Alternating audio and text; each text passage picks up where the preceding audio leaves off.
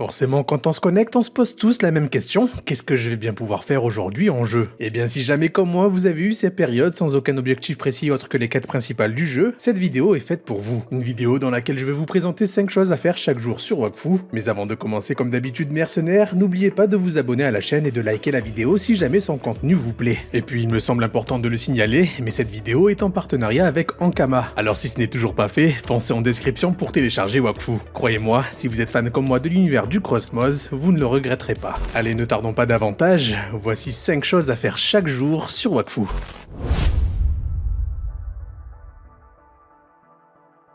Les quêtes Modulox, c'est la principale routine que vous devez observer. C'est vraiment la quête quotidienne qui vous permettra de continuellement évoluer quoi qu'il arrive. Pour la récupérer, c'est simple, entrez dans votre havre-sac et parlez à votre PNJ module. Ce dernier vous offrira des quêtes à réaliser chaque jour, mais bien sûr avant tout ça, pour les activer, il faudra être au moins niveau 52 pour pouvoir faire les donjons en mode compétitif. Un mode obligatoire pour accomplir les quêtes Modulox. Suite à quoi, au fil de votre progression en niveau, il y aura de plus en plus de quêtes à activer. Bien entendu, celui de la tranche 6 à 50, celle du niveau 51 à 95, 96 à 140, 141 à 185 et enfin pour finir 186 à 200. Des donjons relativement très simples à réaliser vu que vous pouvez les passer en stasis 1 pour pouvoir les valider. Une fois réalisés, vous gagnerez le précieux sésame, les fameux jetons Modulox. Une fois que vous en aurez acquis suffisamment, rendez-vous dans la taverne d'Astrub et descendez dans le sous-sol. Vous retrouverez le croupier Modulox qui vous permettra d'échanger vos jetons contre des jetons de votre choix du moment que vous avez le niveau requis. Voilà pourquoi ce sont des jetons très précieux. Grâce à eux, vous pourrez acheter des reliques de votre choix au fil de votre aventure sans grande difficulté. Vous conviendrez donc tous que c'est un confort non négligeable. Alors un conseil, gardez en tête cette principale routine chaque jour.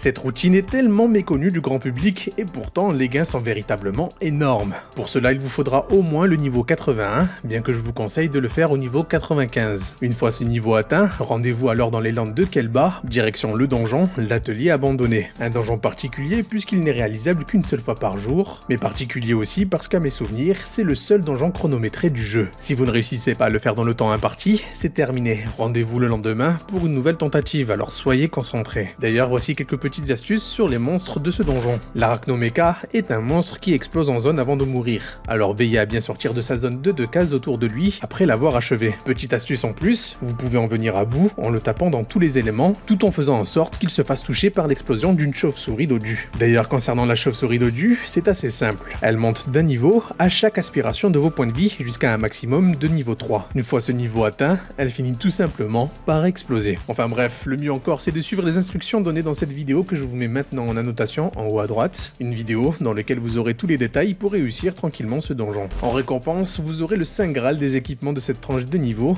où quasiment tous les items sont des masterclass. Encore plus que Modulox, c'est important de le faire chaque jour, même si les items ne s'adressent plus à vos personnages, histoire de remplir quand même vos poches de Kama.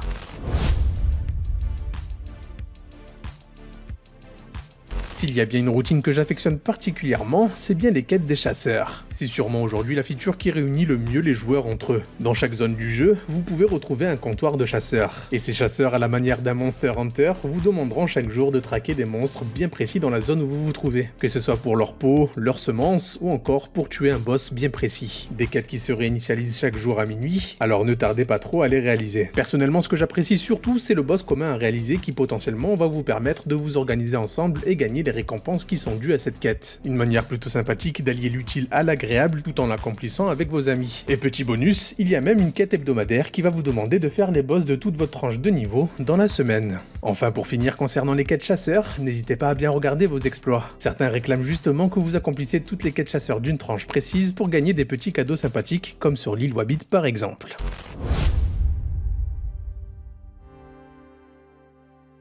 Bon, forcément, là cette routine ne s'adressera pas à tout le monde, mais c'est une facette que j'apprécie beaucoup sur Wakfu. Je mets de côté les métiers de craft qui sont clairement plus saoulants au vu des loots qu'ils réclament pour pouvoir être up, mais concernant les métiers de récolte sur Wakfu, à ce jour, c'est sûrement l'un des systèmes les plus aboutis que j'ai pu expérimenter sur tous les MMO que j'ai testés. Non pas que c'est quelque chose de révolutionnaire ou de méga fun, car en soi la récolte, quoi qu'il arrive, ce sera comme dans la vraie vie, une question de patience et de gestes répétés. Mais dans la liberté de pouvoir semer, planter, récolter, dans la variété énorme de plantes, d'arbres, de fruits, fruits et tant de choses, c'est juste hallucinant. Sans compter que personne ne peut vous embêter durant votre séance de récolte car vos plantations vous sont réservées durant une certaine période. De quoi vous assurer la sérénité pendant ce temps de calme dans votre aventure. Et n'oublions pas qu'en plus d'être très chill, à très haut niveau, les ressources commencent à coûter une certaine somme. Une manière plutôt sympathique de se faire en plus quelques kamas tout en passant un moment tranquille en jeu. Sans conteste pour moi, faire ces métiers c'est l'une des routines les plus sympathiques à faire chaque jour sur le jeu.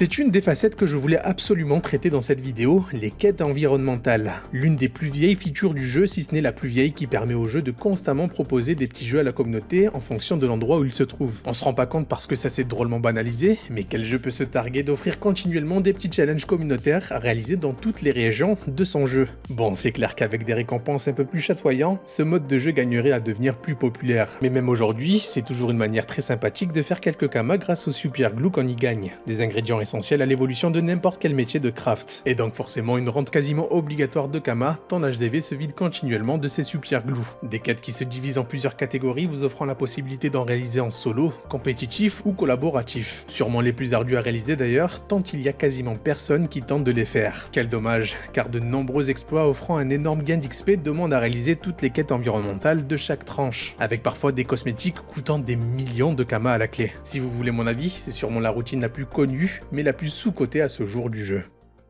Voilà pour mes 5 routines à réaliser sur le jeu chaque jour. Mais il est plus que certain que vous aussi, vous avez des trucs bien à vous que j'ai pas cités dans cette vidéo. Si jamais vous avez envie de le partager avec nous, n'hésitez pas à l'écrire en commentaire, ce sera toujours utile pour aider un maximum les nouveaux qui ont du mal à trouver des activités à faire lorsqu'ils se connectent en jeu. Enfin, libre à vous d'en parler, en attendant il est temps pour moi de rendre le micro, c'était Zaki, pour vous servir, ciao.